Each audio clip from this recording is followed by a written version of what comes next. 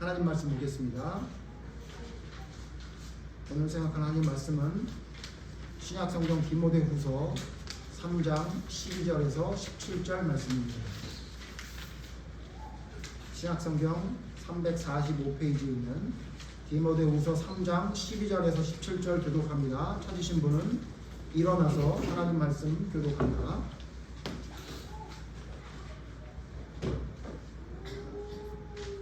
디모데후서 3장 12절 무릇 그리스도 예수 안에서 경건하게 살고자 하는 자는 박해를 받으리라.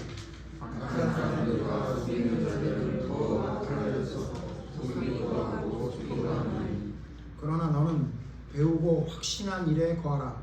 너는 내가 누구에게서 배운 것을 알며 또 어려서부터 성경을 알면 성령은 능히 너로 하여금 그리스도 예수 안에 있는 믿음으로 말미암아 구원에 이르는 지혜가 있게 합니다.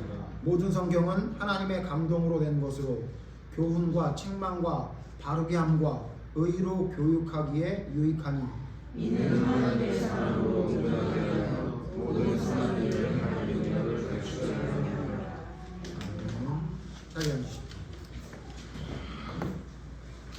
오늘은 말씀 중심의 믿음이란 제목을 가지고 하나님 말씀 생각해 보겠습니다.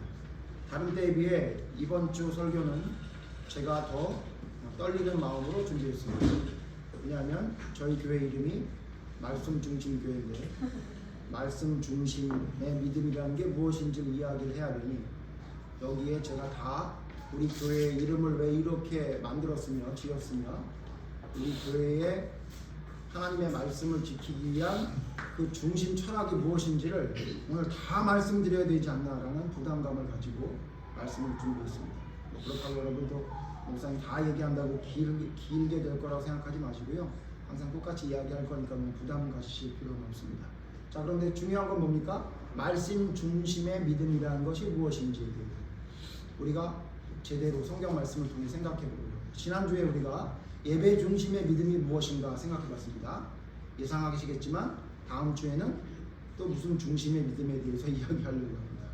제가 지난주에도 말씀드렸지만 우리 교회뿐만 아니라 주변에 있는 저 자신을 포함해 모든 사람을 보면서 기본이 제대로 되어 있지 않구나 하는 생각을 많이 하게 됩니다. 그래서 기본을 제대로 해야 된다는 생각을 가지고 지금 지난주에 예배에 대해서 이 시간에 말씀, 성경에 대해서 그렇게 계속해서 연결해서 기본적인 것에 대해서 성경의 깊은 뜻 또한 우리의 삶에 어떻게 적용해야 되는지에 대해서 계속 생각해 보려고 합니다. 오늘은 두 번째 시간인데요. 말씀 중심의 믿음이란 무엇인가? 지난주에도 말씀드렸지만 믿는 사람들에게 물어봅니다. 당신은 말씀 중심의 믿음입니까? 아니면 내 생각 중심의 믿음입니까? 이렇게 물어보면 100% 말씀 중심의 믿음이라고 합니다. 지난주에도 말씀드렸듯이 예배 중심적인 믿음입니까? 아니면 TV 중심적인 믿음입니까? 이렇게 물어보면 다 예배 중심적인 믿음이라고 하지 나는 TV 중심으로 살아간다고 하지 않습니다. 요즘 뭐 TV가 아니라 핸드폰, 이 휴대폰 중심의 믿음으로 살죠. 모든 사람들이 휴대폰이 없으면 죽는 줄 알고 살아가는 세상이 돼버렸죠. 나중에 시간이 되면 언제 말씀드리겠지만 여러분 그 핸드폰에서 좀 자유로워져야 하나님과 더 가까워질 수 있을 거라고 생각합니다. 어쨌든 여러분 우리의 믿음은 과연 그러면 말씀 중심, 성경 중심의 믿음인지 여러분 오늘 이 시간을 통해서 한번 여러분 자신을 점검해 보시고 특별히 교회 이름을 말씀 중심 교회라고 했던 우리 교회가 과연 그러면 말씀 중심적인 믿음으로 가고 있는 교회인지를 한번 전체적으로 점검해 보는 시간이 됐으면 좋겠습니다. 여러분 우리가 말하는 말씀, 성경이라는 원래 그 단어는 헬라어에 여러분 잘 아시겠지만 카논입니다. 카논. 그 카논을 영어 발음으로 하면 캐논이라고 하죠. 여러분 그래서 그 복사기도 캐논 복사기가 있고 카메라도 캐논 카메라가 있고 그 의미가 뭐냐면 그 카논이라는 의미는 갈대 혹은 자 그러니까 고든 막대 자라는 이 의미가 있습니다. 그러니까 카메라가 캐논이라고 하면 무슨 얘기죠? 정확하게 찍힌다는 얘기예요. 흔들림 없이. 복사기가 카논이라고 그러면 캐논이라고 그러면 그 뭐죠? 정확하게 복사가 된다는 거예요. 뭐 흐릿하거나 옆에 뭐 검은 이런 그림자 같은 거 안 씁니다. 근데 제가 써보니까 캐논 복사기도 그렇게 정확하지 않습니다. 캐논 카메라도 다른 카메라에 비해 좋긴 하지만 그렇게 좋지는 않습니다. 왜냐하면 성경에서 말하는 정확한 카논이라는 정확한 고든 막대자는 이 세상에 없기 때문이죠. 시간이 지나면 변하고 고장나고 또 흐릿해지는 게 결국은 이 세상의 캐논 아닙니까? 그런데 여러분, 오늘 우리는 성경에서 말하는 진짜 카논이 무엇인지를 좀 생각해 보려고 하는데요. 여러분, 이 헬라어의 카논이라는 단어는 사실은 히브리어의 카네라는 말에서 나왔다고 합니다. 카네, 히브리어 카네라는 말은 갈대 혹은 줄기라는 말인데요. 히브리어 카네라는 말이 성경에 어떻게 사용됐는지를 오늘 성경 한 두 군데만 좀 찾아보려고 합니다. 하나는 에스겔 40장 3절입니다. 구약성경, 여러분 구약성경이 히브리어로 기록됐잖아요. 히브리어로 기록된 히브리어 카네라는 단어가 에스겔 40장 3절에 이렇게 사용되고 있습니다. 에스겔 40장 3절 찾아서 같이 읽어보죠. 에스겔 40장 3절 같이 읽겠습니다. 시작. 나를 데리시고 거기에 이르시니 모양이 못같이 빛난 사람 하나가 손에 3줄과 측량하는 장대를 가지고 문에 서 있는데, 여기서 측량하는 장대, 이 장대가 카네. 그러니까 무슨 얘기냐면 카네라는 말, 그러니까 우리가 지금 성경이라고 하는, 정경이라고 하긴 하는데요. 어쨌든 성경이라고 하는 카논이라고 하는 말은 구약 성경의 카네에서 나오는데, 이 카네는 뭐냐? 측량하는 장대, 이런 뜻이에요. 여러분, 옛날엔 자가 없었잖아요. 지금 뭐 줄자도 있고 삼각자도 있고 자가 많은데, 옛날엔 자가 없으니까 재는 도구를 써야 되는데 기다란 장대 혹은 기다란 갈대를 가지고 그거로 가지고 측량을 하는 겁니다. 그래서 여러분 잘 아시겠지만 구약에 크기를 잴 때는 주로 많이 사용했던 명칭이 뭐죠? 규빗이에요. 규빗이 뭐냐면 사람의 이 팔꿈치에서 손가락 끝까지를 규빗이라고 해서, 왜냐면 자가 없으니까.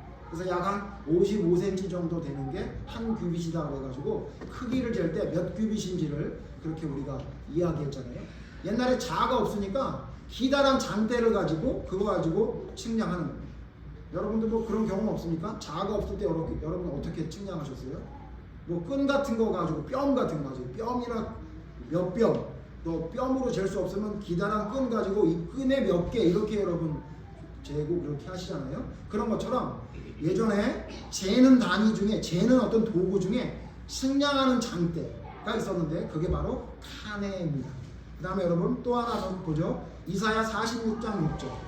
이사야 46장 6절.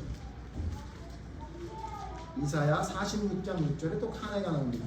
이사야 46장 6절 여러분 찾으셨으면 같이 읽어볼까요? 시작. 사람들이 주머니에서 금을 쏟아내며 은을 저울에 달아 도금장이에게 주고 그것으로 신을 만들게 하고 그것에게 엎드려 경배하며. 내용은 여러분 살펴보지 않겠지만 여기서 말하는 저울에 달아라고 할 때 이 저울이 카네입니다. 그러니까 무슨 얘기냐면 성경이라고 기록된, 성경이라고 우리가 부르고 있는 카논, 헬라어의 카논은 히브리어의 카네에서 나온 것으로 보이는데, 카네라는 건 뭐냐면 길이를 재거나 무게를 잴 때 그것을 카네라고 했던 거예요. 그러니까 무슨 얘기죠? 이것을 그래서 우리는 보통 뭐라고 표현하냐면 표준, 기준, 규범 이렇게 사용합니다. 그러니까 우리가 무슨 무게를 잴 때나 길이를 잴 때 그 기준을 뭐라고 잡아야 되느냐? 그게 바로 우리가 도량형 척도를 잡고 있는, 우리는 뭐 미터, 킬로그램 이렇게 얘기하지만 그게 바로 뭐냐면 하나님의 말씀이다. 그러니까 우리가 어떤 무게를 잴 때나 길이를 잴 때 우리의 살아가는 모든 삶에 무엇인가를 측량하고 계측할 때 뭐가 기준이 되어야 되냐면 하나님의 말씀이 기준이 되라 라는 의미로 하나님의 말씀이 우리에게 원어를 통해서 가르쳐주고 있다는 겁니다. 그러니까 무슨 얘기냐면 눈대중이 아니라는 거예요. 눈대중으로 될 것 같아 이렇게 하지 않고 정확하게 잰다는 거예요. 저희 집에는 눈대중으로 재는 사람이 한 사람 있고 정확하게 재는 사람이 한 사람 있습니다. 눈대중으로 재는 사람은 누굴 것 같습니까? 정이다. 잘 아시는군요. 저예요. 가구를 옮길 때 저는 될 것 같은데 그러고 일단 들어서 옮깁니다. 예, 저는 그런 스타일이고요. 저희 아내는 저랑 완전히 반대죠. 예. 센치를 재는 뿐만 아니라 몇 점 몇 센치가 정확하게 잽니다. 높이부터 다 재서 거기에 들어가는지 안 들어가는지를 잽니다. 가끔은 제가 좀 답답합니다. 그냥 들어서 하면 될 걸 그걸 재느라고 뭘 그러고 있나라고 하는데 항상 일을 하고 나면 제가 한 것보다 제 아내가 한 게 훨씬 낫죠. 왜요? 저는 대충 눈대중을 하니까 어떤 때는 되는 줄 알고 가져갔다가 안 돼가지고 도로 뺍니다. 저희 교회도 그런 집사님 가정이 하나 있었어요. 얼마 전에 냉장고를 사려고 샀는데 그 냉장고가 들어갈 줄 알고 지게차를 옮겨가지고 사람들이 영차 했지만 결국 안 들어가서 돌려보냈다고 합니다. 그 집에 가서 제가 가정예배를 같이 드리는데 얼마나 얼굴이 낙심하고 있는지 그 새 냉장고에 무엇인가를 드러내고 싶었던 그 기대감이 완전히 사라졌죠. 왜 그러죠? 정확하게 안 쟀죠. 그러니까 지게차까지 동원했으나 결국은 못 들어왔습니다. 여러분 제가 그 실수 자주 합니다. 제가 여러분에게 말씀을 안 드려서 그렇지 제가 장사를 혼자 하지 않습니까? 제가 항상 눈대중으로 잽니다. 그래가지고 실패한 경우가 한두 번이 아닙니다. 제가 여기서 부끄러워서 말씀드리지 못하는 그런 놀라운 일들도 많이 있습니다. 그런데 여러분 눈대중으로 되면 어떻게 돼요? 반드시 실수합니다. 그런데 정확하게 재도 실수하는 거예요. 성경은 뭐라고 얘기하는 거예요? 성경은 뭐다? 눈대중이 아니고 정확한 측량자다. 정확하다 그 얘기입니다. 여러분 이 얘기는 다 잘 알고 계시죠? 성경이 우리에게 정말로 정확한 측량자가 되어야 된다는 건 우리 너무 잘 알고 있죠. 그런데 여러분 진짜 그 하나님의 말씀이 여러분에게 정말 측량자가 되고 있습니까? 말씀 중심의 믿음이라고 하는 건 무슨 얘기냐면요, 모든 삶에 하나님의 말씀이 제일 기준이 되는 우리의 척도가 된다, 표준이 된다, 규범이 된다, 그 이야기를 말하는 겁니다. 잘 아는 얘기를 여러분 제가 뭐하러 또 꺼냈겠습니까? 우리가 교회를 시작하고 그 전부터 이 말씀을 모르는 사람은 아마 거의 없을 것 같습니다. 근데 문제는 뭐냐면 제가 이 기본적인 말씀에 가장 문제점이 무엇인지를 어떻게 알게 됐냐면 이게 제대로 적용이 되지 않고 있구나라는 걸 알게 됐어요. 알고는 있는데 이게 삶에 제대로 적용이 되지 않는 거예요.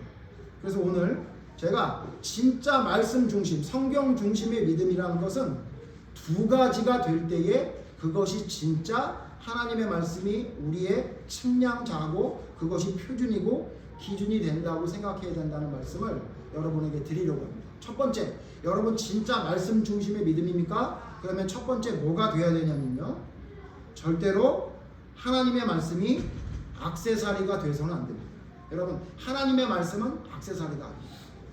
액세서리가 뭐죠? 저는 액세서리를 하는 것에 대해서 조금 굉장히 거부감 같은 게 있는 사람입니다. 심지어는 저는 결혼 반지도 끼기가 싫어가지고 결혼 반지도 끼는 게 별로 좋지 않아요.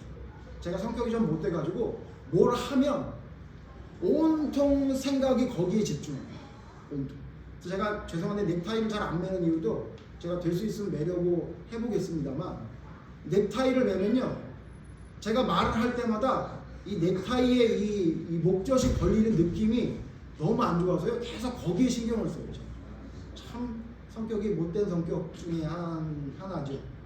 여러분 근데 제가 이제 반지를 껴도 그래요. 반지를 껴도 온통 반지에 집중하고요. 시계도 못 껴요. 시계를 끼면 온통 또 시계에만 또 손이 갑니다. 안경도 그래서 못 쓰는 거예요. 제가 눈이 과히 좋지 않은데 왜 안경을 못 쓰냐? 안경을 쓰면요 공부도 안 돼요. 그냥 온통 그냥 이 코 위에 얹어 있는 이 안경에 온통 집중이 돼가지고 참 모자란 사람 중에 한 사람이 저입니다. 그런데 여러분 액세서리라는 건 뭐죠? 근데 여러분 액세서리라는 건 해도 되고 안 해도 되고, 제가 그 액세서리들 뭐 반지 뭐 물론 안경은 액세서리는 아닙니다만 액세서리로 요즘 많이 사용하기도 하죠. 시계 이런 거 여러분, 이게 여러분 액세서리죠. 액세서리라는 건 무슨 얘기죠? 있어도 되고 없어도 되는 겁니다. 사실. 그게 없다고 큰일 나지 않습니다. 여러분 제가 넥타이를 안 맨다고 해서 목사같이 안 보이십니까? 안 보이나요? 꼭 그렇진 않죠.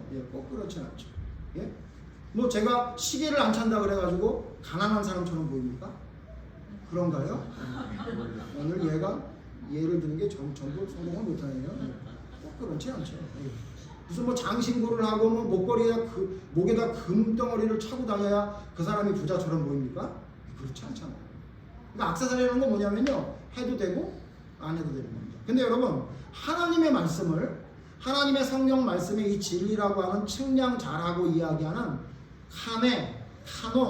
캐논을 혹시 여러분 액세서리처럼 생각하고 있지는 않습니까?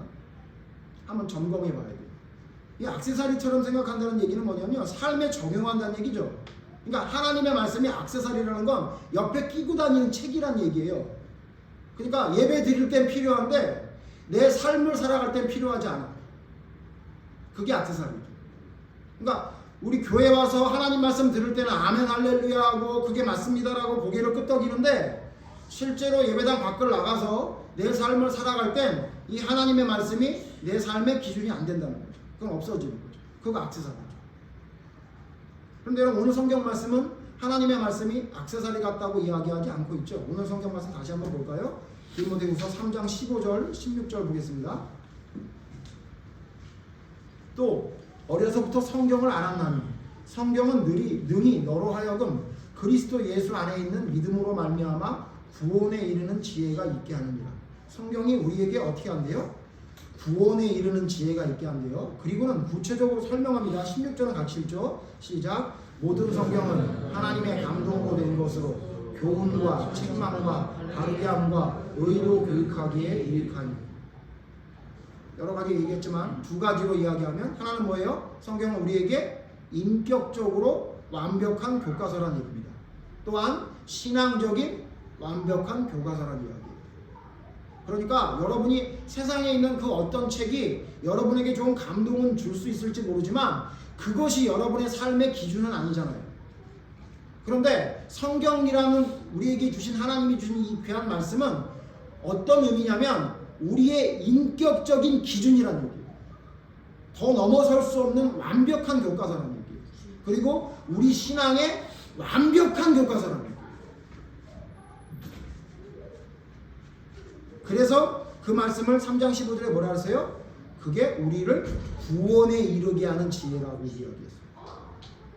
그러니까 여러분, 하나님의 말씀은요, 어떤 말씀이냐면요, 우리에게 무슨 나를 돋보이게 하거나 나의 욕망을 채우는 도구가 아니라고 얘기해요. 성경에 여러분, 하나님의 말씀을 자기의 욕망을 채우는 도구로 사용하는 사람이 많아요. 누구냐면요, 대표적인 사람이 예수님 당시에 바리새인입니다. 예수님이 두 가지 비유를 드셨죠? 예수님이 들었던 두 가지 비유를 오늘 얘기할 텐데, 첫 번째 비유가 뭐냐면 착한 사마리아인의 비유예요. 착한 사마리아인의 비유에서 하나님의 말씀을 액세서리처럼 사용한 사람이 두 사람 나오죠. 누구죠? 하나는 레위인이고 하나는 제사장입니다. 그들은 피 흘려 쓰러져 있는 강도 만난 사람을 보고 하나님의 말씀을 액세서리로 사용합니다. 무슨 얘기예요? 하나님의 말씀을 전하거나 들을 때에는 그 말씀이 맞다고 아멘을 했는데 밖으로 나와서 실제적으로 적용되어야 될 상황에는 적용되지 않는 거예요. 그러니까 하나님의 말씀이 하나님의 성전 안에서는 나에게 딱 붙어있는 액세서리인데 밖에 나가서 생활할 때 무엇인가 나에게 불편한 일이 생길 때에는 그 액세서리가 언제든지 뗄 수 있는 거죠. 또 예수님의 비유 중에 하나님의 말씀을 액세서리처럼 여겼던 사람이 나오는데 그 두 아들의 비유입니다. 두 아들의 비유. 첫 번째 아들, 두 번째 아들에게 아버지가 뭘 부탁합니까? 포도원에 가서 일하라고 이야기하죠. 첫째 아들은 뭐라 그래요? 이해합니다. 그리고 안 갔죠. 잘 아시죠? 둘째 아들은요, 안 간다 그래놓고 갔죠. 예수님 뭐라 그래요? 누가 잘했다는 거예요? 둘째 아들이 잘했대요. 첫째 아들은 하나님의 말씀을 뭐라고 생각한 거예요? 액세서리로 생각한 거예요. 무슨 얘기예요? 말로는 예 대답하는 거예요. 예, 그렇게 하겠습니다. 우리 교인들도 제가 하나님의 말씀대로 해야 됩니다 그러면 싫어요 목사님, 나는 하나님의 말씀대로 안 할 거예요, 이렇게 반항하는 사람은 아직까지 한 번도 못 봤어요. 근데 신기한 건 뭐냐면 예 그러고 포도원에 가보니 없는 사람들은 많죠. 분명히 예 했는데 포도원에 가니까 없어요. 분명히 하겠다 그랬는데 보니까 안 해요. 그런 사람 많죠. 여러분 이걸 성경을 통해 저는 뭐라고 생각하냐면 하나님의 말씀을 액세서리처럼 생각하는 사람. 내 삶의 규범이라고 생각하는 게 아니에요. 그리고는 어떻게 하냐면 액세서리 생각하는 거예요. 여러분 바리새인들이 사람들에게 존경받는 사람이었습니까? 아니면 손가락질 받는 사람이었어요? 존경받는 사람이었어요. 그런데 사실 바리새인은 예수님에게 존경받았습니까? 손가락질 받았습니까? 손가락질 받았습니다. 이유가 뭡니까? 그들은 하나님의 말씀을 자기 자신을 드러내고 자기가 다른 사람들보다 괜찮은 사람이라는 것을 나타내는 도구로 쓴 거예요. 그래서 하나님 말씀을 줄줄 외웁니다. 예? 하나님의 말씀대로 살아가는 모습을 보이려고 11조도 드리고 별짓 다 합니다. 옷술도 크게 만들고요. 예? 그런데 문제는 뭐냐면 그것이 진짜 작동돼야 될 상황에는 작동하지 않는 겁니다. 그러니까 예수님을 죽였죠. 예? 세리의 기도를 보고 손가락질했죠. 이거 뭡니까? 자기 자신을 드러내기 위한 도구로 하나님의 말씀을 사용하는 겁니다. 발람이 그랬죠. 발람이 여러분 하나님의 말씀을 전하러 갈 때 여러 가지 사건이 있었습니다만 여러분 잘 아시겠지만 발락 왕 앞에 가서 3번이나 제단을 쌓고 했던 이야기를 보면요 틀린 말이 하나도 없어요. 누가 뭐라 그럴 수도 없어요. 심지어 너무도 맞는 말이라 발락 왕이 자기가 원하는 말은 아니었지만 그 말을 했다고 죽일 수는 없었어요. 너무도 옳은 말이었어요. 하나도 틀린 말이 없었다고. 근데 여러분 발람은 하나님의 말씀을 어떻게 사용했습니까? 자기의 욕심을 채우기 위한 도구로 사용했죠. 앞에서는 그럴싸하게 말해놓고 뒤에서는 이스라엘 백성을 시험에 빠뜨릴 수 있는 이야기를 발락 왕에게 흘리고 갔죠. 이거 뭐예요? 하나님의 말씀을 자기 마음대로 선택적으로 사용하는 자들입니다. 그런데 여러분 하나님의 말씀은 어떤 말씀이라고 성경에 말하고 있냐면요 액세서리가 아닙니다. 잘 아시겠지만 찾아볼까요? 히브리서 4장 12절 보십시오. 히브리서 4장 12절. 제가 12절 읽고 여러분 13절 같이 읽겠습니다. 히브리서 4장 12절. 하나님의 말씀은 살아있고 활력이 있어 좌우에 날선 어떤 검보다도 예리하여 혼과 영과 및 관절과 골수를 찔러 쪼개기까지 하며 또 마음의 생각과 뜻을 판단하나니 13절 지으신 것이 하나도 그 앞에 하지 않으니었고 우리의 결산을 받으실 위에 눈앞에 만든 하나님의 말씀에 대해 설명한 12절은요 제가 오늘 이 시간에 이야기하지 않겠습니다. 하나님의 말씀은 우리의 마음과 생각과 뜻을 판단한대요. 근데 문제는 뭐냐면 13절 여러분 중요하게 보셔야 될 게 하나님의 말씀이 어떻게 된대요? 우리의 결산 받으실 이의 눈앞에 그 앞에 나타나지 않음이 없고 우리의 결산을 받으실 이의 눈앞에. 무슨 얘기냐면요 우리가 하나님께 결산할 날이 와요. 뭐 동업을 해서 장사를 하면 한 달에 한 번 일주일에 한 번 결산하잖아요. 요즘 뭐 뉴스 봤더니 농협에서 매일 하루에 매일매일 결산을 해야 되는데 그 결산을 하지 않고 그냥 넘겼더니 어떤 사람이 횡령했다. 여러분 그 뉴스 들으신 적 있죠? 결산을 할 때가 오는데요 여러분 하나님과 우리도 결산할 때가 온다는 거예요. 그 하나님과 우리가 결산할 때가 언제입니까? 하나님 앞에 설 수 있고. 우리 하나님 앞에 언제 서요? 죽을 때. 예, 죽고 난 다음에 하나님 앞에 서요. 하나님하고 결산합니다. 그때 여러분 하나님의 말씀이 뭐가 된다는 거예요? 기준이 됩니다. 여러분 하나님의 말씀은요 하나님 앞에 설 때 우리의 심판의 기준이 되는 거예요. 여러분 어떤 사람이 여러분에게 하나님의 사람이라고 칭찬해 주거나 그렇게 믿어도 된다라고 하는 어떤 사람의 이야기가 여러분에게 기준이 아니라 우리가 하나님의 심판대 앞에 서서 하나님과 결산할 그날에 우리의 기준은 하나님의 말씀인 거예요. 그렇기 때문에 여러분 하나님의 이 기준이 되는 말씀을 뗐다 붙였다 해서는 안 된다. 언제나 그 말씀은 우리의 기준이 돼야 돼요. 그러므로 하나님의 말씀이 나의 이익을 채우기 위한 도구가 아니라 하나님의 심판의 도구라는 사실을 기억해야 돼요. 하나님의 말씀에 기록한 대로 우리가 구원받거나 심판받게 되는 기준이 된다는 사실 여러분 기억하고 하나님의 말씀을 봐야 됩니다. 다음 두 번째인데요, 여러분. 하나님의 말씀은 액세서리처럼 생각하면 안 됩니다. 오늘 제가 이 두 번째에 좀 집중하려고 합니다. 두 번째, 여러분. 하나님의 말씀은 여러분 액세서리가 아닙니다. 두 번째, 여러분 중요한 포인트가 뭐냐면 하나님의 말씀은 디테일해야 됩니다. 디테일.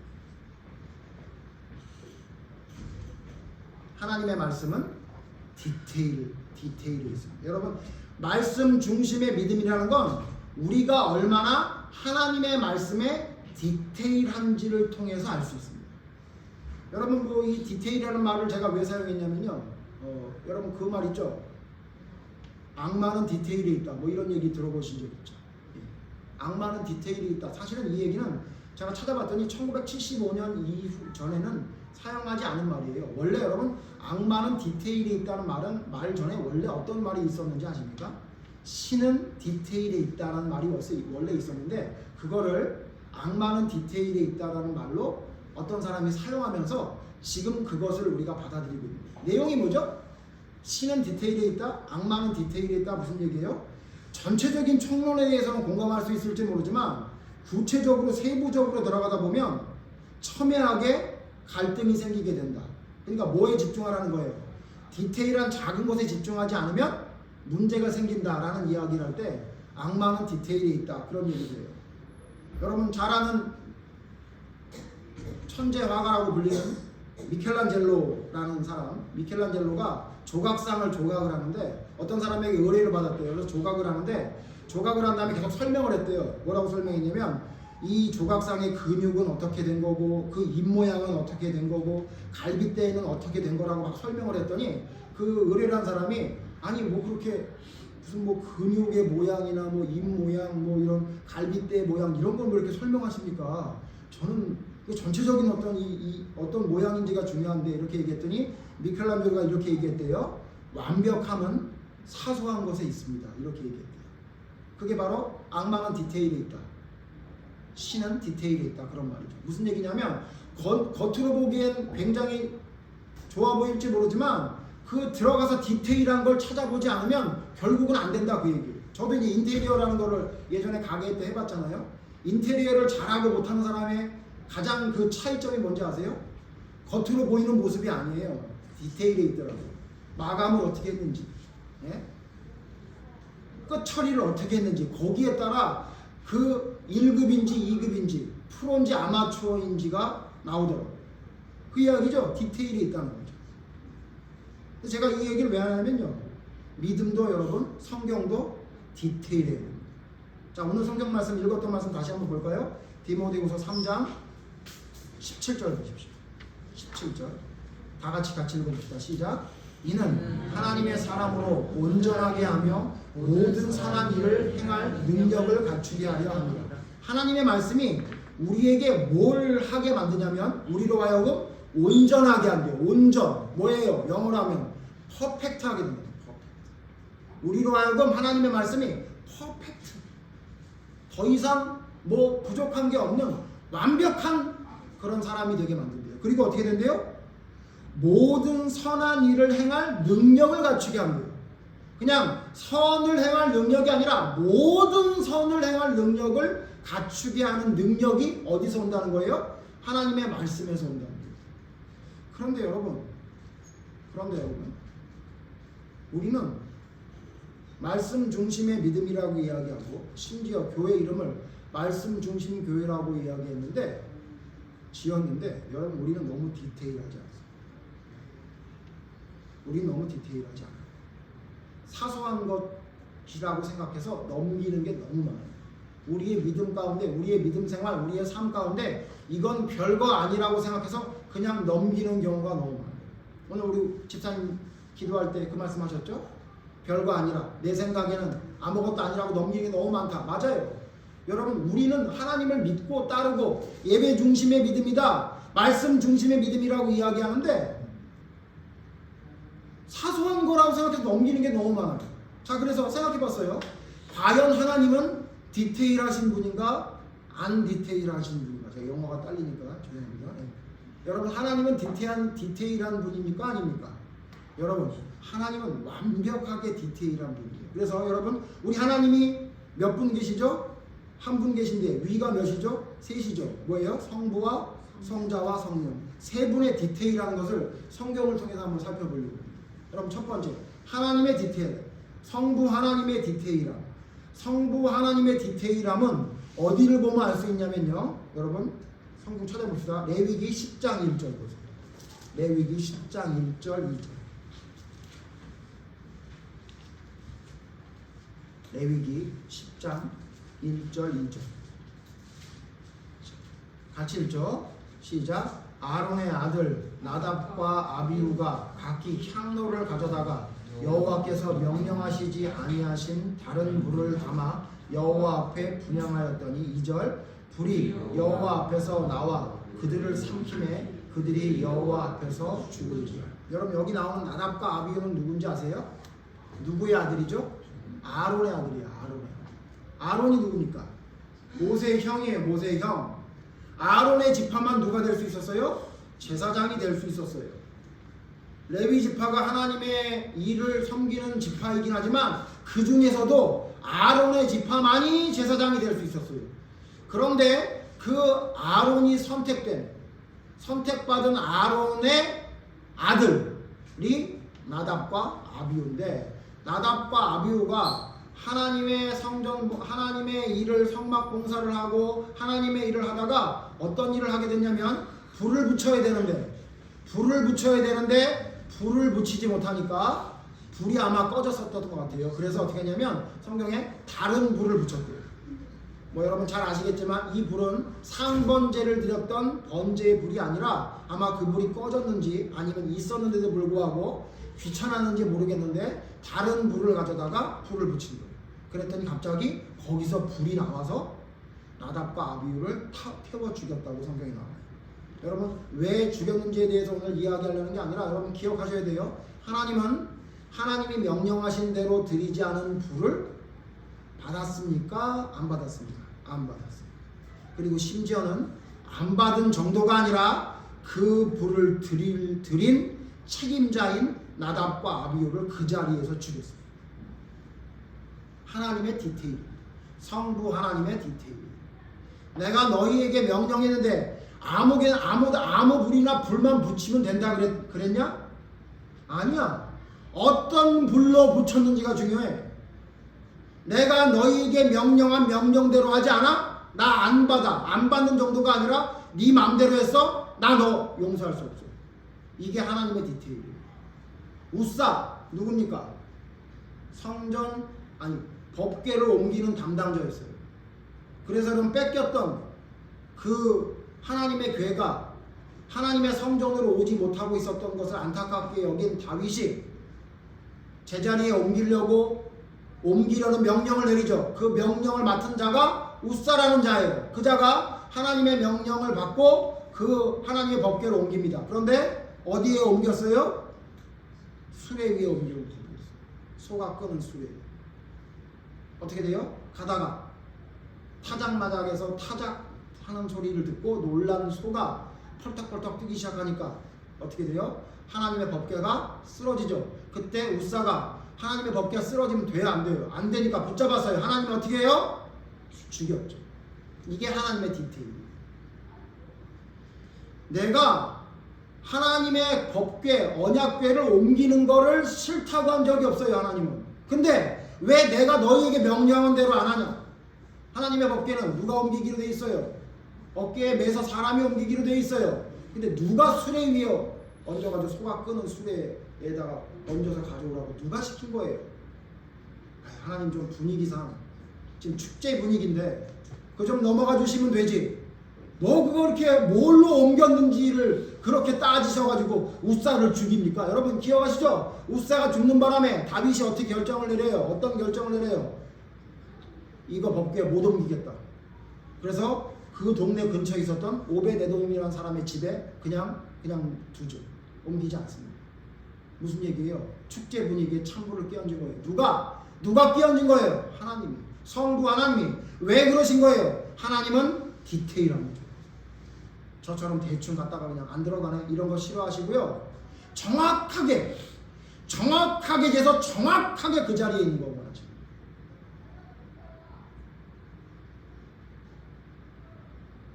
또 여러분 성부 하나님의 디테일을 예를 들면요, 구약성경 다 나와야 돼요. 무명의 선지자 기억하시죠? 여로보암에게 가서 잡아라 그랬더니 손을 굳게 했던 그 유명한 그 선지자 돌아오는 길에 하나님이 명령한 대로 하지 않고 늙은 선지자의 말을 듣고 밥을 먹어서 어떻게 됐어요?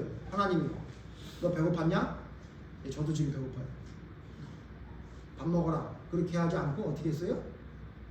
죽여버렸어요. 밥 먹고. 이게 뭐예요? 하나님의 디테일. 왜 그러죠? 왜 하나님이 죽이셨죠? 하나님이 명령하셨죠. 그 선지자에게 어떻게 했어요?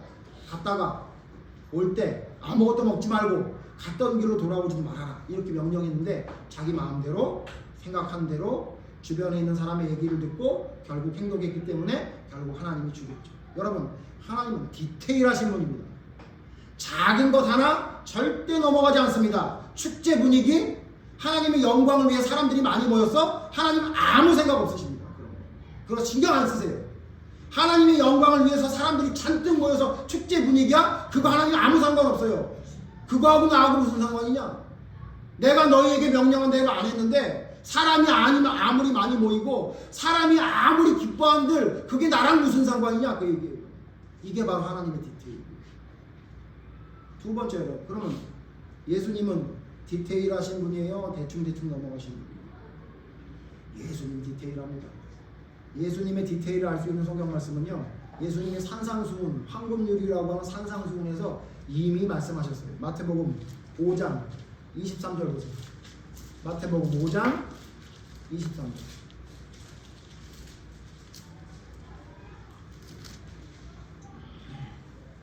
제가 있습니다. 마태복음 5장 23절부터 제가 있습니다. 그러므로 예물을 제단에 드리려다가 거기서 내 형제에게 원망 들을 만한 일이 있는 것이 생각나거든. 예물을 제단 앞에 두고 먼저 가서 형제와 화목하고 그 후에 와서 예물을 드리라. 아시죠? 예물을 드리러 오는데 예물 받는 거 내가 좋아하는 게 아니라 너희들 혹시 여기 싸운 사람 있으면 가서 먼저 화해하고 오라는 거예요. 우리 화해할까요? 안 싸웠나요? 여러분 화해하세요. 지금 화해하세요. 어떻게? 태준이 누나하고 화해해야 되지 않겠어? 하나님 예물에 관심 없다 그 얘기예요. 예? 예물을 갖고 오는 거 그게 중요하다는 게 아니에요. 내 하나님의 전에 와서 뭐 예배 드리러 왔다 그거 중요하지 않다는 거예요. 너 마음이 어떠냐 그걸 본다는 거예요. 그리고 뭐라 그래요? 25절 너를 고발하는 자와 함께 길에 있을 때에 급히 사화하라. 그 고발하는 자가 너를 재판관에게 내어주고 재판관이 옹리에게 내어주어 옥에 가둘까 염려하라. 그 다음 26절 같이 읽죠. 시작. 진실로 내가 한 푼이라도 남김이 없이 다 갚기 전에 별표로 못하리라. 예수님 뭐라 그러냐면 한 푼이라도 작은 것 하나라도 돈도 돈이고 사람의 감정을 상하게 한 것이 작은 것 하나만 있더라도 그거 다 풀기 전에는 나한테 못 온다 이렇게 얘기해요. 여러분 예수님은 디테일하신 분이에요. 하나님 성부 하나님이 디테일한데 성자 예수님은 저처럼 덤벙덤벙 될 수가 있어요. 디테일한 분이에요. 그래서 여러분 오전에 우리 주일학교 아이들하고 공부했지만 베드로가 자기의 생각으로 예수님이 죽지 않았으면 좋을 것 같아서 얘기했더니 뭐라 그랬어요? 사탄아 그랬죠. 네가 하나님의 일은 생각하지 않고 사람의 생각만 하는구나. 사람의 일만 생각하는구나. 여러분 그 정도 얘기했으면요 너 잘 이해 못했지? 내가 설명해 줄게. 그렇게 얘기해도 되는데 예수님은 디테일 작은 거 하나 잘못 얘기하는 거 절대 그냥 넘어가지 않습니다. 그걸 그냥 얘기하지 않고 이 사탄아 너 지금 나 좋으라고 얘기했는지는 알겠는데 그게 사탄의 생각인지 모르느냐라고 예수님은 작은 것 하나도 디테일하게 지적하셨어요. 그 다음 세 번째 한 분 남으셨죠. 누구예요? 성령님. 성령님은 디테일합니까 안 합니까? 성령님의 디테일을 알 수 있는 성경 사건이 있어요 없어요? 있어요. 사도행전 보세요. 사도행전 5장 보세요. 성령님의 디테일을 볼 수 있는 사건이 사도행전 5장에 나옵니다. 사도행전 5장 인물이 누구예요? 아나니아와 삽비라입니다. 사도행전 5장 3절 보죠. 사도행전 5장 3절 다 같이 읽겠습니다. 시작. 베드로가 이르되 아나니아야 어찌하여 사탄이 내 마음에 가득하여 내가 성령을 속이고 땅값 얼마를 감추었느냐. 여기 누굴 속였대요? 성령을 속였대요. 여러분 아시죠? 아나니아 삽비라가 땅 판 돈이 있었어요. 그 전에 누가 팔았어요? 바나바가 땅을 팔아가지고 냈더니 사람들에게 칭송을 받았어.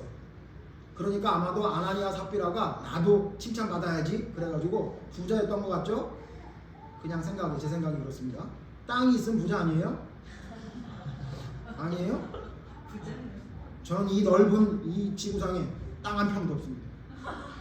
땅 있으면 부자 아니에요? 저는 그렇게 생각합니다. 땅을 팔았어요. 예? 땅을 팔았어요. 저 고림동에 있는 집사님, 예. 자꾸 자기는 부자가 아니라고 하지만 저는 제 명의로 된 대출이고 뭐고 껴서라도 제 명의로 된 집이 없어요. 그럼 자기 명의로 된 집이 있으면 부자 아니에요? 니네 집 부자예요. 자, 근데 땅이 있어. 부자 아니에요? 부자잖아요. 그죠? 아나니아 삽비라 땅 팔았어요. 근데 여러분 땅 팔아서 참 이거 제가 한번 생각해 봤거든요.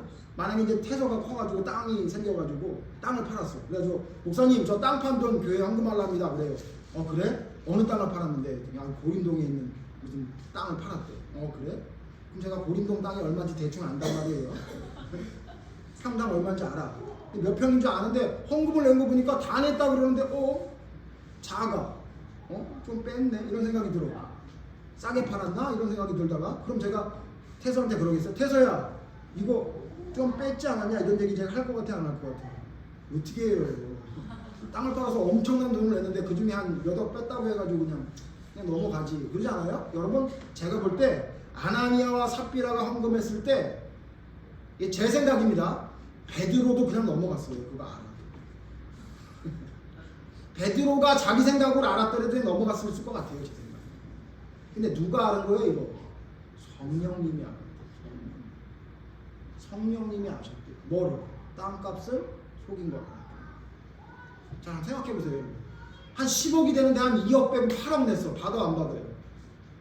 그거 안 받을 목사 별로 없을 거예요. 저도 조금 흔들리는데 지금. 네? 그러지 않아요? 근데 누구는 안 돼요? 성령님은 안 돼요. 자 보세요. 그 다음 7장 지금 5장 9절 보세요. 사도행전 5장 9절. 남편이 죽고 난 다음에 누가 들어와요? 아내가 들어와요. 아내도 거짓말하죠. 9절 보세요. 같이 읽죠. 시작.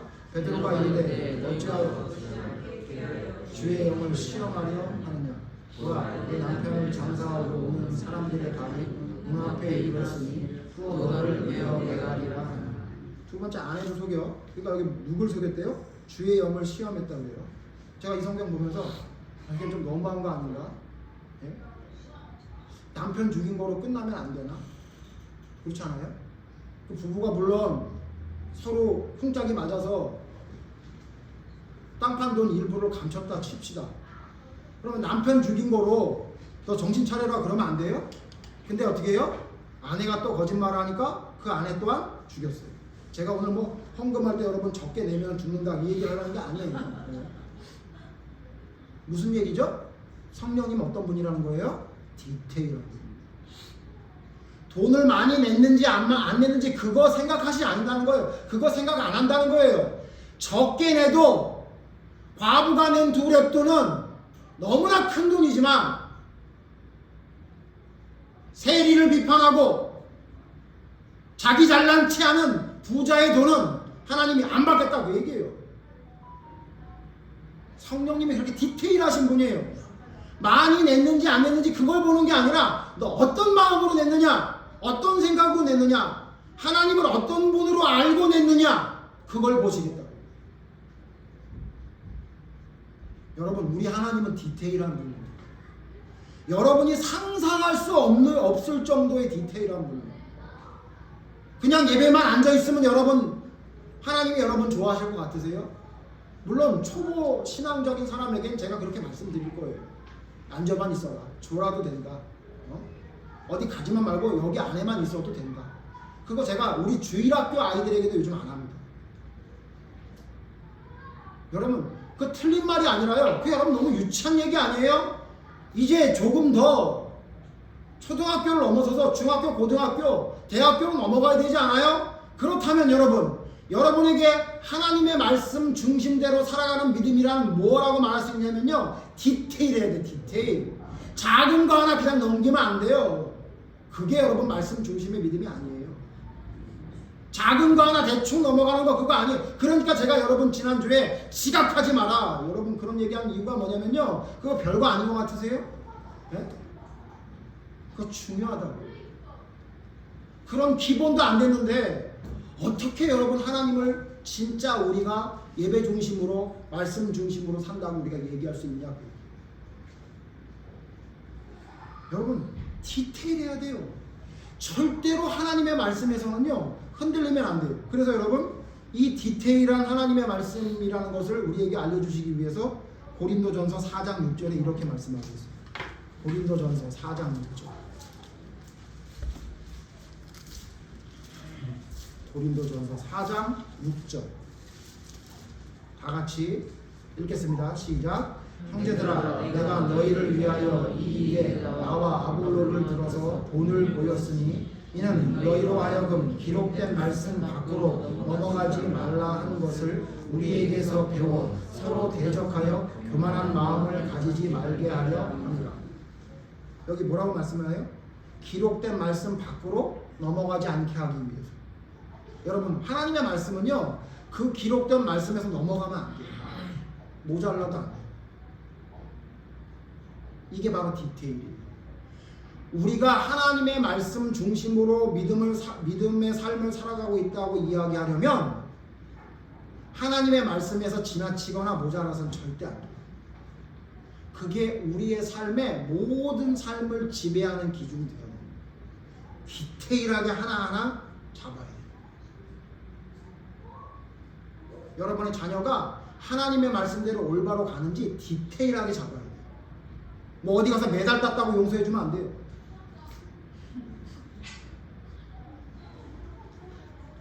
학교 성적 잘 나와서 상장 받았다고 넘어가면 안 된다 그 얘기예요.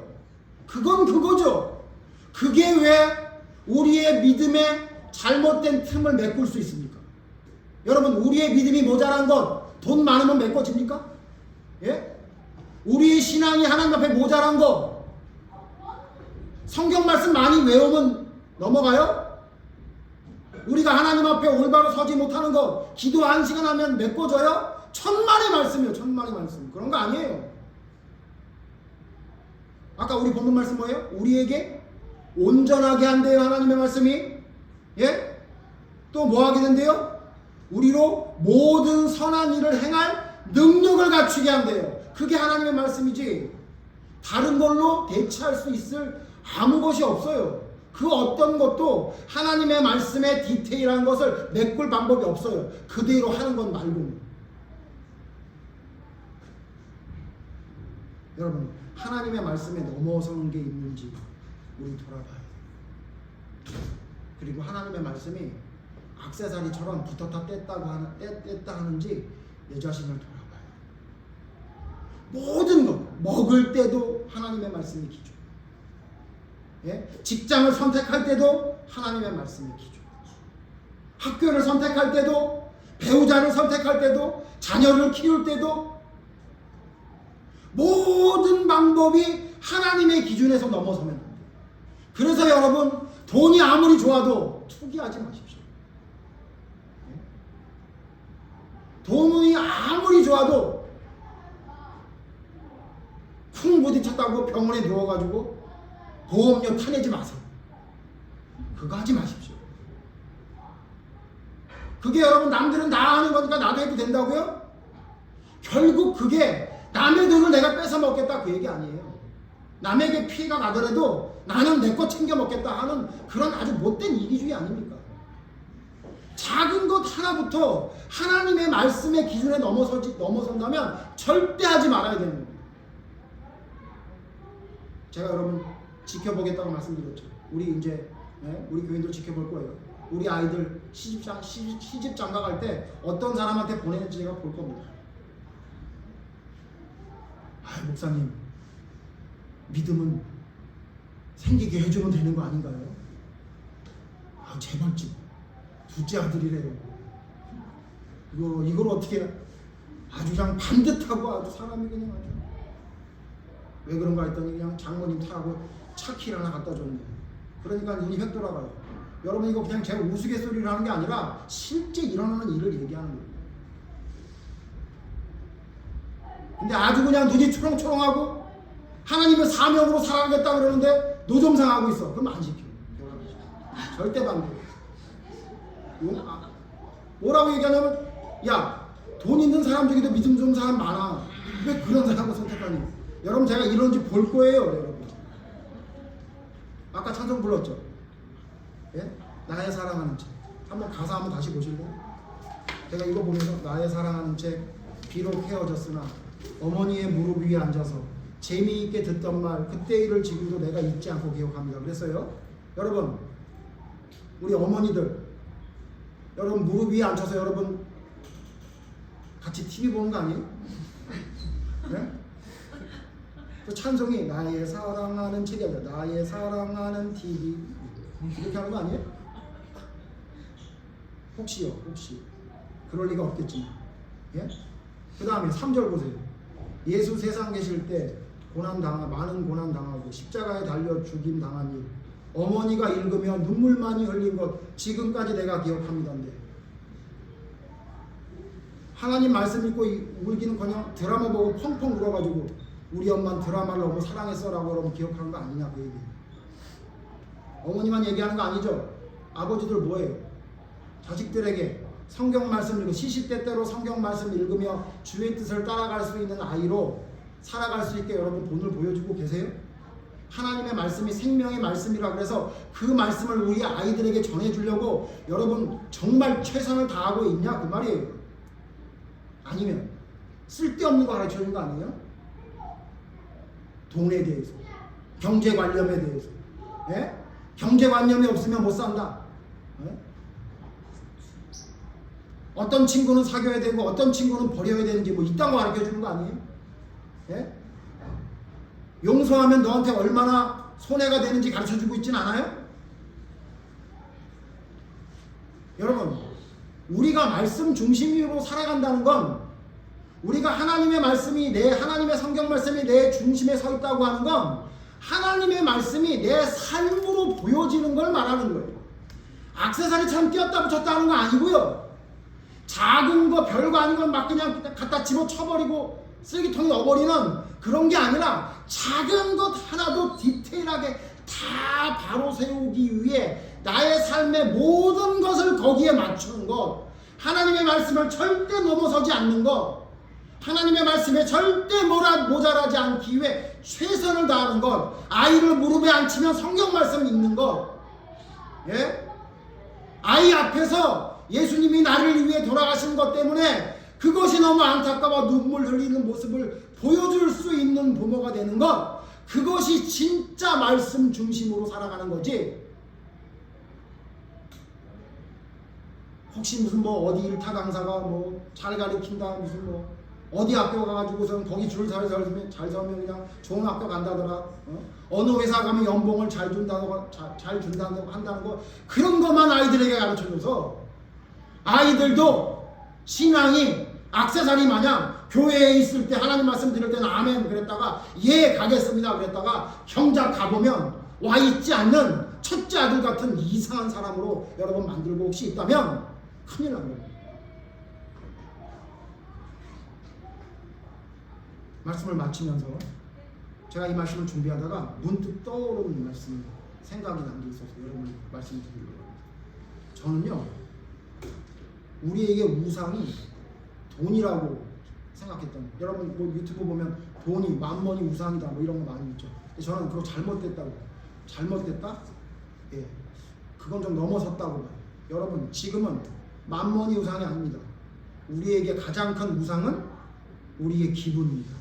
말씀드렸죠? 우리의 느낌이에요. 제가 증명을 해드릴게요. 돈이 우상이 아니라 내 기분과 내 느낌이 우상이라는 증거가 있어요. 그게 뭐냐면요, 예를 하나 들어드릴게요. 어떤 목사가 바쳐라, 축복을 받게 된다, 감사헌금을 내라, 11조를 내라 막 이런 얘기를 해요. 그러면 여러분 교인들이 따라 하던가요 안 하던가요? 하지 않아요? 하잖아요. 그죠? 하는 사람 너무 많이 봤는데 심지어 여러분 믿지 않는 사람들 뭐예요? 구술할 때 구술, 큰 구술하면 어떻게 해요? 자기에 있는 모든 안 좋은 게 나간다고 하면 돈 내요 안 내요? 내잖아요. 그죠? 돈 내잖아요. 그죠? 지금 기독교가 점점 미신화돼 가고 있거든요. 목사가 무당처럼 되고 있어요. 그래서 많이 내면 축복이 너희한테 간대요. 근데 여러분 그런 교회가 망하든가요? 흥하든가요? 흥하고 있잖아요. 흥하고 있잖아요. 보세요. 돈이 우상 아니에요. 돈이 우상 아니더라고요. 제가 보니까 돈이 우상이 아니에요. 그럼 뭐가 우상이냐면요. 내 느낌이 우상이에요. 내 느낌이. 무슨 얘기예요? 돈을 많이 내면 축복받을 것 같잖아요? 그럼 돼요. 그거는 별로 내 귀에 거슬리지 않아요. 그냥 조금 좀 부담스럽다 이 정도지 귀에 별로 거슬리지 않아요. 그리고 뭔가 일이 잘 안 되면 내볼까? 이런 생각이 들어요. 한번 나도 내볼까? 내가 한번 돈도 좀 내보고 내볼까? 그러면 하나님이 축복해 주시려나? 이런 생각이 들더라고요. 제가 아는 사람들 중에서도 믿음이 돈이 아니다 하는 사람들도요 가끔 그런 얘기를 해요. 나 헌금을 좀 해볼까? 특별 헌금을 하면 하나님이 도와주시려나? 이런 말을 하더라고요. 근데 여러분 그렇게 신앙생활하면 안 됩니다. 하나님의 말씀대로 따라가지 않으면 당신은 버림받은 사람일지도 모릅니다 라고 하면 그런 교회에 사람이 많아요 적어요? 우리 교회 보세요. 없죠. 뭐가 우상이에요? 내 기분이 우상이에요. 자기 지갑에 있는 돈을 털어가는 사람도요 괜찮대요. 괜찮대요. 심지어 뭐라 그러냐면요, 아유 좀 싹군 같지, 맨날 돈 얘기만 하고. 난 참 우리 교회에서 돈 얘기만 안 했으면 참 좋겠어. 와 깜짝 놀라요. 목회자가 그냥 서서 그냥 돈 하는데 그 얘기만 안 하면 다 좋대. 무슨 얘기예요? 돈이 우상이 아니에요. 돈이 우상이 아니더라고요. 뭐가 우상인 줄 아세요? 내 기분이 우상이에요. 내 기분이 나빠. 그러면 돈을 안 달래는데, 우리 교회 언제 여러분 보고 제가 돈 달란 적 있어요? 없어요? 없잖아요. 그래도 기분이 나쁘대요. 아 알았어요. 제가 오늘 양치하다가 돈이 우상이 아니네.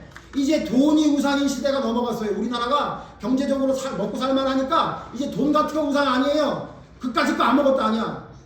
예? 부흥회 열어가지고 어떤 말도 안 되는 부흥 강사가 지금 목사님 막 100만 원짜리 옷 사주라 그러면 부담이라도 해주더라고. 그 교회 안 나가고.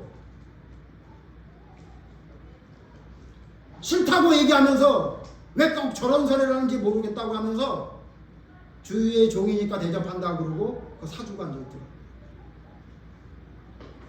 여러분 근데 하나님의 말씀을 올바로 전하잖아요. 우리 교회가 사람이 작다 그 얘기를 하는 거 아니에요. 하나님의 말씀을 올바로 전하는 교회가 별로 없을 뿐더러 그런데 사람이 뭐 있니까? 안 모입니다. 왜 안 모여요? 우상이라고 하니까 싫은 거예요. 네가 그게 우상이야. 너의 생각이 우상이야. 너의 느낌이 우상이야. 하나님 말씀보다 네가 더 우선이지? 듣기 싫은 거. 듣기 싫다. 차라리 그냥 돈 많이 내라고 하면서 축복받는다고 하는 교회가 낫다. 이러고 있는 형편이 지금 교회 형편이 되어버렸어요. 하나님 말씀 이대로 전하잖아요. 디테일이 있다. 그럼 뭐라 그래요? 아우 저 비판하는 자, 남을 정죄하는 자. 그리고 성경 자세히 보세요. 하나님이 얼마나 디테일합니까? 작은 것 하나까지 안 하면 안 된다고 말하고, 심지어 그 작은 것 하나라고 여겨지는 것 이야기했다고 사탄이라고 얘기하고 죽여버리시는 하나님. 그 하나님 앞에 우리가 벌거벗고 서는 날이 와요.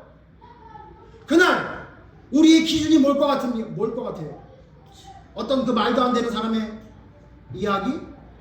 예? 어떤 저명한 사람의 그 책의 이야기가 그 기준일 것 같으세요? 천만의 말씀입니다. 하나님의 말씀이 기준입니다. 내가 너희 이거보다 넘어서지 말라고 했지. 고린도서신에 있어 없어? 내가 이 말씀이 너희의 인격과 신앙을 모두 판단하는 기준이라고 디모데서신에 얘기했어 안 했어? 있지? 근데 왜 그렇게 안 했니? 홀이라도 갚지 않으면 안 된다고 했어 안 했어? 했지? 왜 안 했니? 라고 기준이 되지? 저 정도는 그냥 넘어가도 될 것 같아라는 내 생각과 어떤 사람의 이야기가 기준이 될 것 같으세요? 여러분? 저는 그런 도박은 안 합니다. 저는 그런 미련한 도박은 안 해요. 어떤 사람의 얘기를 믿고 올인하는 미친 짓 안 해요. 저는 하나님의 말씀에 올인할 겁니다. 여러분은 어떻습니까? 우리 말씀 중심 교회라고 이름을 지었는데 여러분 뭐에 올인할 거예요? 어떤 사람의 이야기, 내 느낌에 올인할 거예요? 저는 그 사람 미친 사람이라고 얘기합니다. 미치지 않았습니까? 여러분 하나님의 말씀, 하나님의 기준에 여러분 집중하십시오. 거기에 맞추는 겁니다. 그게 믿음입니다. 여러분의 삶을 돌아보시고 혹 여러분 하나님의 말씀을 띄었다 붙였다 하는지 여러분을 돌아보십시오. 유리할 땐 붙였다가 아닐 땐 띄고 이런 거 아닌가. 그리고 작은 거 별거 아닌 거는 디테일하지 않고 그냥 넘어가지 않나. 여러분 돌아봐야 됩니다. 하나님의 말씀이 여러분 삶의 모든 것을 지배하는 기준이 되기를 바랍니다. 여러분의 기분, 여러분의 생각이 우상이 되지 않고 하나님의 말씀이 여러분 삶의 중심에 들어서서 모든 것을 지배하는 기준이 될 수 있도록 여러분 자신을 돌아보고 바로 세우기를 간절히 바랍니다. 기도하겠습니다. 하나님이 얼마나 작은 것 하나를 소중하게 여기시는 분임을 성경은 우리에게 너무나 많이 말하고 있습니다. 부자의 많은 돈보다 과부의 돈이 더 좋다고 하셨습니다. 일어서서 손을 들고 하는 기도, 바리새인의 기도보다 가슴을 치며 회개 기도하는 세리의 기도를 받는다고 하셨습니다. 하나님의 법궤는 그냥 아무렇게나 옮겨도 되지 않나라는 기분에 들떴던 무사를 죽이신 하나님입니다. 예수님이 죽는 게 걱정돼서 그런 일을 멀리하라고 소리치는 베드로에게 사탄이라고 이야기하신 예수님입니다. 자기의 땅을 팔아 조금 감추는 게 얼마나 잘못된 것인지 아나니아와 삽비라를 그 자리에 죽이신 성령님이십니다. 하나님, 그분이 바로 우리 하나님입니다. 다른 어떤 자가 말하는 하나님이 우리 하나님이 아니라 성경에서 말하고 있는 그 디테일한 하나님이 바로 우리의 하나님이라는 사실을 잊지 않게 하여 주시옵소서. 그래서 하나님의 말씀이 우리를 온전하게 하며 하나님의 말씀을 실천하게 하는 힘이 된다는 하나님의 말씀을 기억하게 해주셔서 작은 것 하나부터 모든 나의 삶이 하나님의 말씀의 기준 가운데 선택되어지고 나아갈 수 있는 기준이 될 수 있도록 인도하여 주시옵소서.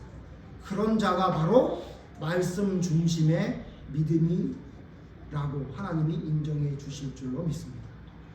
하나님, 저와 우리 교회를 하나님 불쌍히 여겨주셔서 이름만 말씀 중심인 교회가 아닌 우리의 삶으로 말씀이 중심이 됨을 나타낼 수 있는 사도 바울과 믿음의 선배들과 같은 삶을 살아가는 저희가 될 수 있도록 인도해 주셔서 이 진리가 땅에 떨어지고 올바른 교회를 찾기 힘든 이 어두운 세상에 빛과 소금의 역할을 감당할 수 있는 올바른 교회로 나 자신과 우리 교회가 온전히 설 수 있도록 디테일한 작은 것 하나하나 혹시 띄었다 붙였다 하는 내 기분이 우상이 된 믿음에 올바르지 않은 길을 따라가고 있는 것은 아닌지 나를 돌아보고 우리 교회를 돌아보고 온전히 바로 세울 수 있는 하나님 앞에 부끄럽지 않은 교회로 설 수 있는 저희들 될 수 있도록 하나님 저희를 이끌어 주시옵소서.